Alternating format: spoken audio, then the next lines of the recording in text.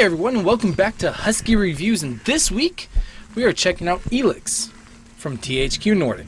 And remember, make sure you hit that subscribe button and that notification bell so you get notified when I put out new videos, and hit that like button so I know you want more videos to be made. ELEX is a spiritual successor to the Gothic Series by THQ Nordic, which, if you don't know what the Gothic Series is, means that all your choices, decisions, and actions directly affect the environment around you. In this universe, the world of Magalan, as they know it, was destroyed when a planet-killer-sized comet smashed into the planet.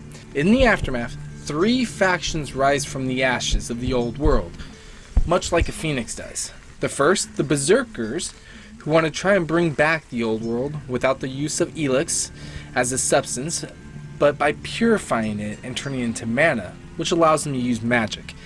They are the first faction you can come face to face with, and the first faction you can join. The next faction is known as the Clerics. They use ELEX and create technology that allows them to wage war against those they declare evil and unjust to their god Kalan. They see the consumption of ELEX in the body in any form as a sin. They want to create a new and even more technologically advanced Magalan. The third faction you can join is the Outlaws, who follow no god and don't want to abide by the laws of the Berserkers. They want to be free, and they have the freedom of choice to do anything they want to do. They have a motto that they live by: life may be brutal, but it's free and easy, and that all shall be rewarded for their strengths. The big baddies of the game are called the Alps. They believe that ELEX, which was granted to the world by the comet, is theirs by right. They believe that the only way to exist in this world is to be strong, and the weak shall perish. In that sense, they inject ELEX into their systems to keep them strong, fast, and smart. But in turn, they give up all that makes them human: their feelings, their soul.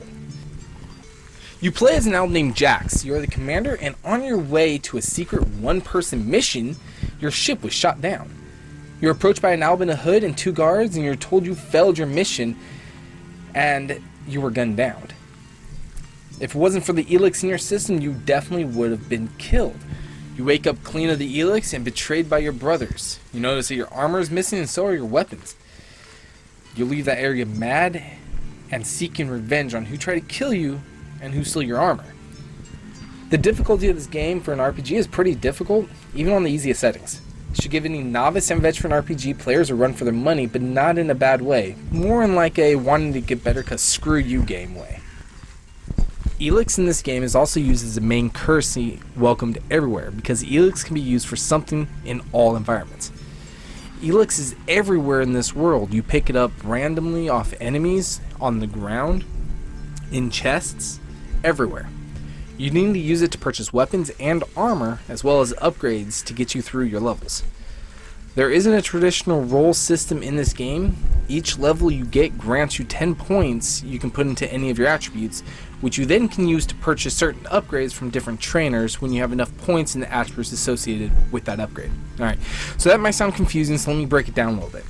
Let's say you have this skill, we'll call it skill A, and the requirements state that you need 18th strength and 20 constitution. You also need 500 ELEX. So before you can acquire that skill, you need to put 18 points into your strength and 20 into your constitution. You also need to be able to pay that specific trainer 500 ELEX. To get higher level upgrades, you're going to need to be on good terms with the trainers. So you need to do missions for them so you can start trusting you and liking you. In this game, everything you do and say directly affects how everyone looks at you and how everyone treats you. If you get caught stealing, you'll be known as a thief, and the guards will keep a watchful eye on you. But in the same sense, if you do good for the town, people will treat you better, and maybe even as a hero. You also can't buy certain armor until you're at a certain rank for the faction you decide to join. For instance, if you want warrior armor, you need to be at the warrior rank. Until then, you can't buy it. There is a crafting system in the game that you can utilize to make armor and jewelry yourself. You need to either buy the blueprints or find them in the game world. And once you do, you have the ability to either sell the blueprints or read them, which allows you to craft that item.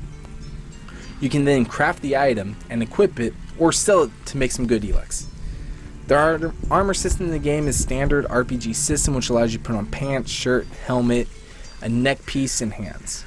So not the most intricate system I've ever seen, but the story in the game more than makes up for this.